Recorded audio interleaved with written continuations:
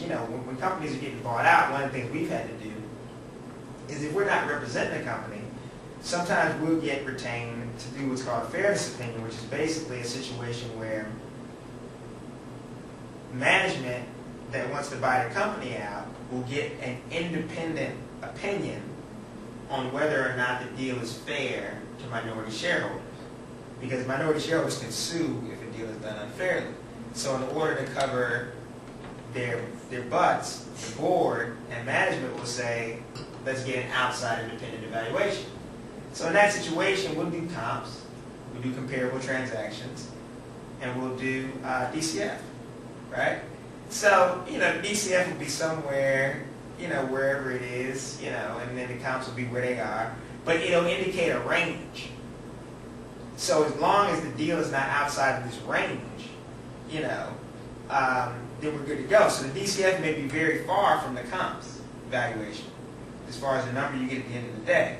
But what it says is, we've done everything, we've evaluated the market, we've done the most academic look at this, you know, and we realize that this deal is fair within this range.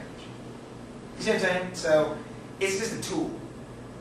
Yeah, it's just a tool. You know, and that's what I said. You know, we don't have to, you know, we don't have to go through every detail, but I want you to get, I want to give you guys a feel for how the model flows, and you know, and what the important elements are. Yes. If you're a buyer of a company and you want to keep this company for a long time, maybe just to get a conservative thing, how much you think it's valued, regardless of the market conditions. Because when you look at comparables, it's all driven by market. Right? Exactly. In a bad market, you would not get 6 times EBITDA, you probably would get less than that. Exactly. But if you're going to keep the company for a longer time, then you probably better off doing a DCF just to know the ballpark, how much it would be. Yeah. More like less, less growth. You need a more intrinsic, fundamental valuation. Right. Yeah, it's not market driven. Because if nothing else, for the next 5 years, you can look and say, these are the cash flows that should be thrown off of this thing. So even if I just have to put that cash in my pocket, you know, I know what I'll be getting out of this company if I can't sell it. So, you know, that's the idea here.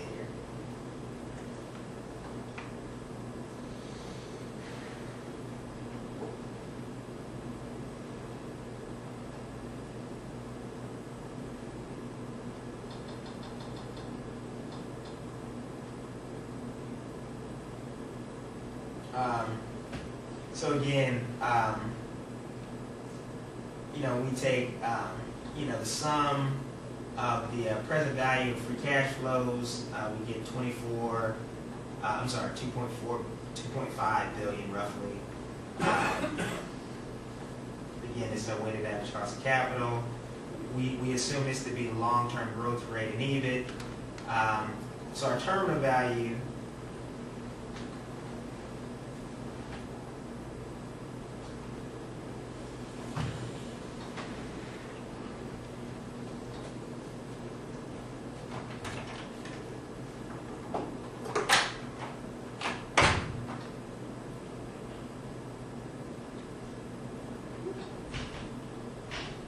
you know, and again, that was just a hard code. Could have easily been 4% or whatever. So our terminal value is going to be derived,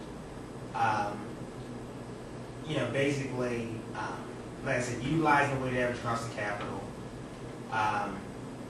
you know, and utilizing sort of the total present value of, you know, the existing cash flows. So let me start with this.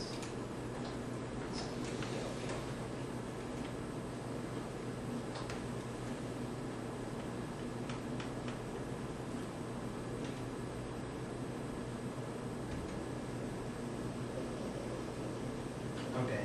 Now when we're over here and we're dealing with diluted shares outstanding, we got those from the following calculations.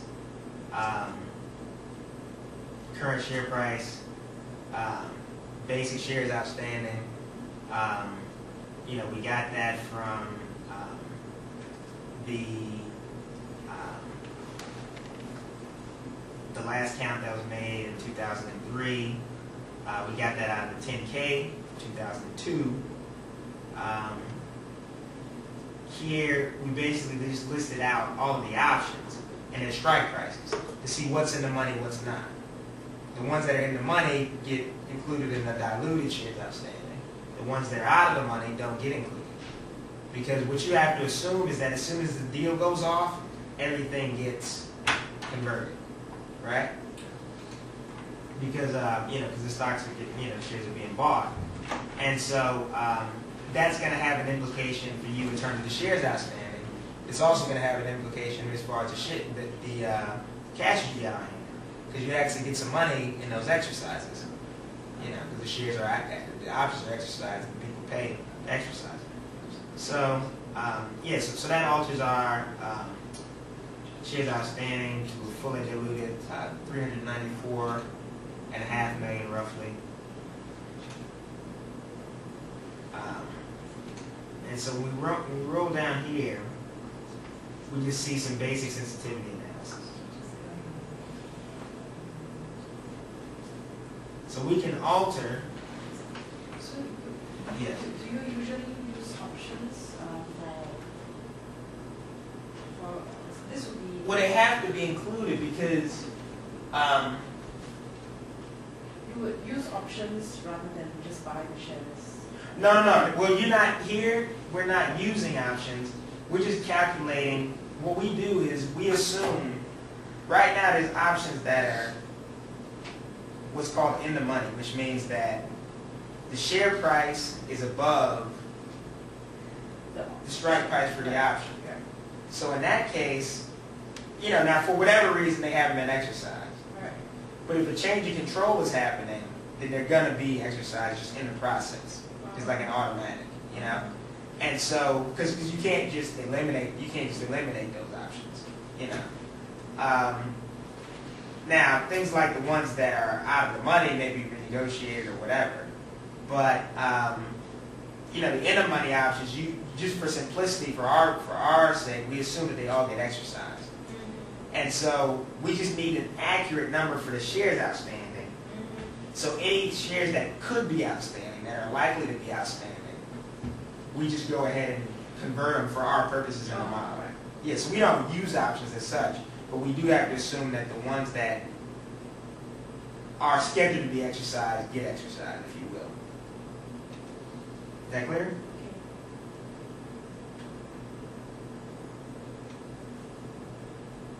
Okay, so in terms of sensitivity analysis, again, from our model, we calculated a discount rate, weighted average cost of capital of 9.54%. That gives present value, of free cash flows of 2.5 billion. Now, and we can also here across the top alter the perpetual growth rate as well. So here we can say, what if the weighted average cost of capital was 12, or what if it was 8? You see what I'm saying? We're going to get different valuations based on that. If you use a higher discount rate, the value is less. Terminal value is less as well. And so that's going to have different implications for what the actual price is.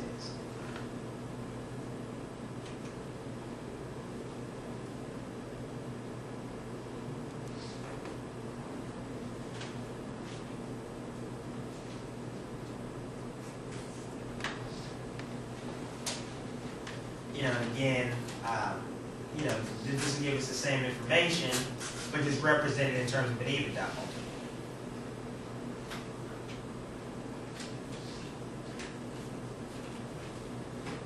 And this is going to give us the same information, same sensitivity analysis, but just on a per share basis. So, right, that's nice. Let's move on to LBO.